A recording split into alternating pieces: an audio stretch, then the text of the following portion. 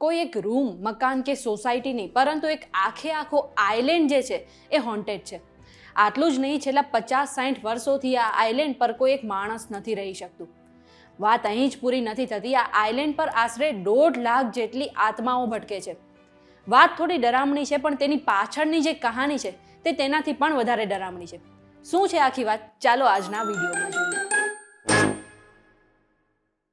VTVGujarati.com પર તમે જોઈ રહ્યા છો અજબ ગજબ અને હું છું મેઘા. હવે આઇલેન્ડ વિશે જાણતા પહેલા એક કામ કરી લો કે પ્લે સ્ટોર પર જઈને તમે અમારી એપ્લિકેશન ડાઉનલોડ કરી લો.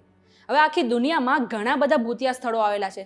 ઘણી ગલીઓ, ઘણા શહેરો કે ઘણા ગામોને પણ ભૂતિયા માનવામાં આવે છે.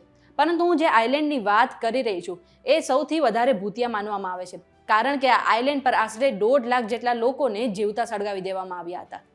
આ આઇલેન્ડ ઇટલી પર આવેલો છે અને તેનું નામ છે પોવેગ્લી આઇલેન્ડ, જેને આઇલેન્ડ ઓફ ડેથ તરીકે પણ ઓળખવામાં આવે છે. એક સમયે ઇટલીમાં બ્યુબોનિક પ્લેગ નામનો એક રોગ ફેલાયો હતો અને જે લોકો આ રોગથી સંક્રમિત થયા હતા તેને આ આઇલેન્ડ પર રાખવામાં આવ્યા હતા.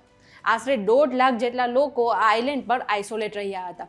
પરંતુ જ્યારે આ રોગનો કોઈ ઈલાજ ન મળ્યો ત્યારે એ લોકોને જીવતા સળગાવી દેવામાં આવ્યા હતા. સાથે જ ઘણા લોકોને આ આઇલેન્ડ પર દફનાવી પણ દેવામાં આવ્યા હતા. ત્યારથી આ આઇલેન્ડ ભૂતિયા આઇલેન્ડ હોવાનું કહેવાય રહ્યું છે. આ આઇલેન્ડ ઇટલીના 2 શહેરો વેનિસ અને લીડો વચ્ચે આવેલું છે અને કહેવાય છે કે વર્ષ 1922માં આ આઇલેન્ડ પર એક પાગલખાનું ખોલવામાં આવ્યું હતું અને એ સમયે અહીંના ડોક્ટર એ મેન્ટલ પેશન્ટ પર વિચિત્ર એક્સપેરિમેન્ટ્સ કરતા હતા અને એક દિવસે અચાનક એ ડોક્ટરનું રહસ્યમય રીતે મૃત્યુ થઈ ગયું. એ બાદથી આ આઇલેન્ડ એકદમ વિરાન પડ્યો છે. થોડા વર્ષો પહેલાં આ આઇલેન્ડનું રીડેવલપમેન્ટનું કામ શરૂ થયું હતું, પરંતુ આ આઇલેન્ડ પર લોકો જતા ડરે છે અને કહે છે કે સાંજ પડતા આ આઇલેન્ડ પરથી ઘણી બધી ચીસોના અવાજ સંભળાય છે. આ ઇન્ફોર્મેશન તમને કેવી લાગી અમને કમેન્ટ કરીને જરૂરથી જણાવજો. જો આજના વિડીયોમાં તમને કંઈ નવું જાણવા મળ્યું હોય તો વિડીયોને લાઇક અને શેર કરી દો. સાથે જ આવી અવનવી માહિતી માટે અમારી ચેનલ VTVGujarati.com ને સબસ્ક્રાઇબ કરી લો. આ ઉપરાંત દેશ દુનિયાના બીજા સમાચાર મેળવવા માટે તમે અમારી વોટ્સએપ ચેનલ સાથે જોડાઈ શકો છો, જેની લિંક તમને ડિસ્ક્રિપ્શનમાં મળી જશે.